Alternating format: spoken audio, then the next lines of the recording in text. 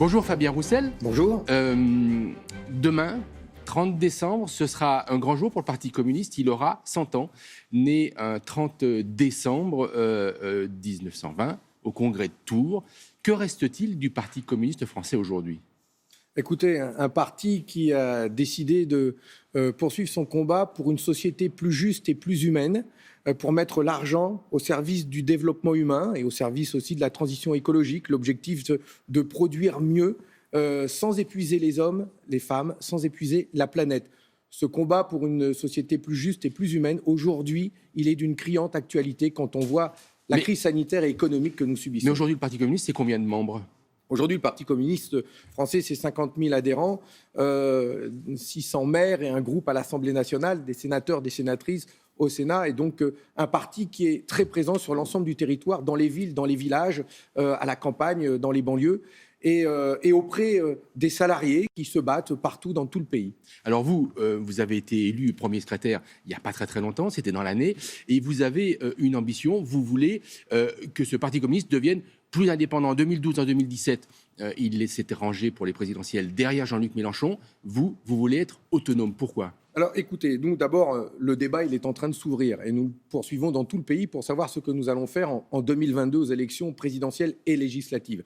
En tout cas, je peux vous dire une chose, j'étais hier avec les salariés de Verallia France, cette usine qui produit des bouteilles de verre à Cognac. Et ces salariés sont en grève parce qu'ils subissent un plan de licenciement injustifié. Leur patron, Michel Giannuzzi, patron de Verallia, leur a dit qu'il coûtait trop cher, alors que lui a doublé son salaire. Il gagne 90 000 euros par mois, 90 000 euros par mois. Et il a fixé comme objectif à ses salariés de verser 100 millions d'euros de dividendes par an. Il l'a fait cet été et ils veulent refaire l'année prochaine.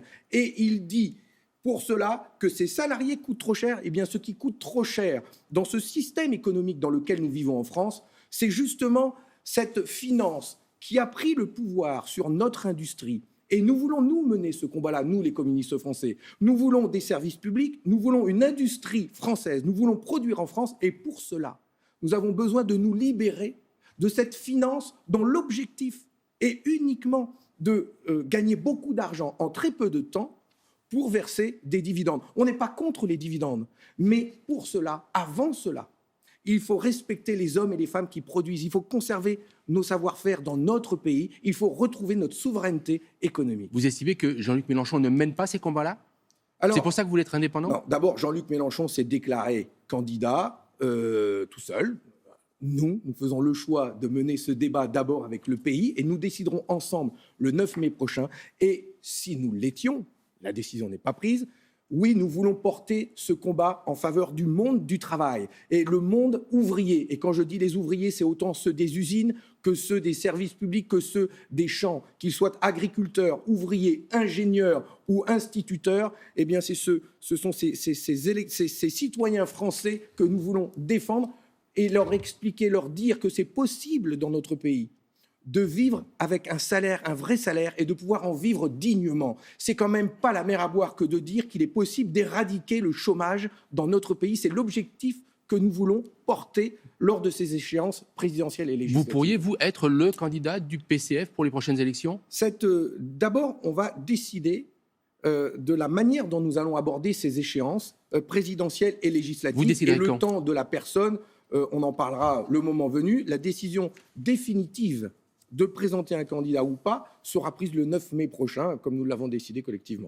Est-ce que, tout à l'heure, vous avez parlé des ouvriers, des employés. Aujourd'hui, la plupart d'entre eux, ou ils votent Rassemblement National, ou ils ne votent pas. Pourquoi est-ce que d'un seul coup, ils se mettraient à retrouver le bulletin communiste en allant voter ?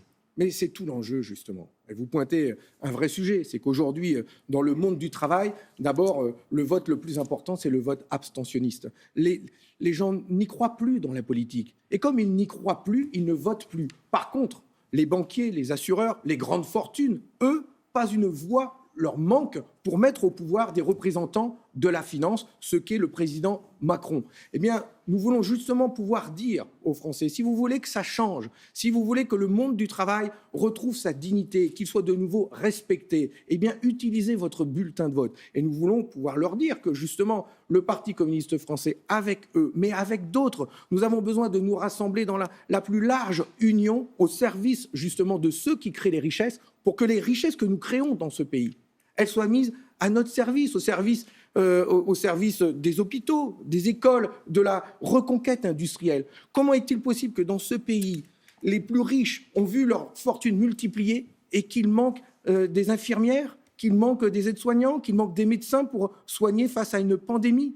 On marche sur la tête. Il y a tant de richesses qui devraient être mises au service de l'être humain. Et ce n'est pas le cas. L'État a beaucoup investi pour amortir le choc économique durant cette crise. Est-ce que vous estimez qu'aujourd'hui, derrière la crise sanitaire, il y a une crise économique qui couve et qu'on n'en prend pas forcément conscience? Oui, l'État a mis beaucoup d'argent. Je suis à la commission des finances, on a voté. Et effectivement, beaucoup d'argent a été mis pour les commerces, etc. Et il en manquera.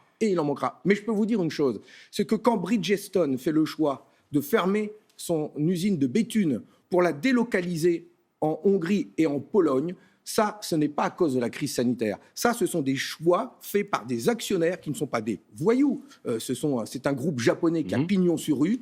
Ce sont des choix purement financiers, de rentabilité, de court terme, qui se moquent éperdument des vies humaines qu'il y a derrière. Or, les 860 salariés de Béthune, des hommes et des femmes, cette usine, c'est leur vie. Et quand ils font le choix de rayer d'un trait de plume de cette usine, eh bien, ils brisent des vies. Nous disons, nous, qu'il est possible que nous avons besoin, par exemple, d'une usine pour produire des pneus. Les voitures, elles ne vont pas rouler avec des pneus en bois. Et en même temps, on les fabrique beaucoup moins cher ailleurs, c'est la mondialisation. Donc, nous battons, la mondialisation, on peut mettre beaucoup de choses sur son dos. Nous battons pour qu'il y ait un repreneur, par exemple, de cette usine de Béthune et que l'on continue de produire là-bas, dans le bassin minier, et que l'on continue d'être, pas indépendant, mais que l'on reconquiert justement cette souveraineté industrielle. C'est un véritable combat qui a été abandonné ces 20 dernières années par toutes les forces politiques. Nous voulons, mener ce combat de retrouver une souveraineté économique et industrielle dans notre pays. Ce sont des centaines de milliers d'emplois dont nous avons besoin et derrière,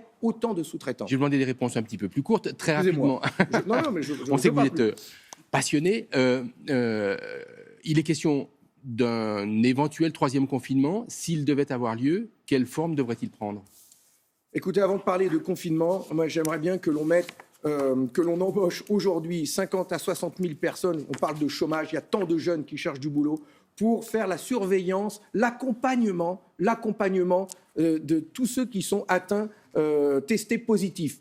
Testés, accompagnés, isolés. Aujourd'hui, entre 12 à 15 000 personnes sont testées positives tous les jours. Il faut qu'ils soient suivis tous les jours, quotidiennement. C'est peut-être comme ça que l'on arrivera à limiter le virus et apprendre à vivre avec encore Juste une dernière mois. question. La France vient de perdre 3 soldats au Mali. Est-ce que la présence de la France est encore justifiée au Mali pour lutter contre le terrorisme? Écoutez, d'abord, aujourd'hui, nous pleurons ces soldats, comme toute la nation, morts au combat. C'est un drame pour eux et je pense à leurs familles et à tous les militaires français là-bas. Mais oui, nous demandons un débat au Parlement et la question de la présence française au Mali doit être posée avec l'ensemble des pays africains pour savoir comment nous réussissons à faire reculer l'islamisme qui, là-bas, est toujours présent. Nous avons réussi à empêcher qu'ils prennent Bamako il y a 5 ans. Merci. Mais aujourd'hui, il faut trouver une solution qui soit durable. Or, la présence française là-bas n'apporte pas une solution durable.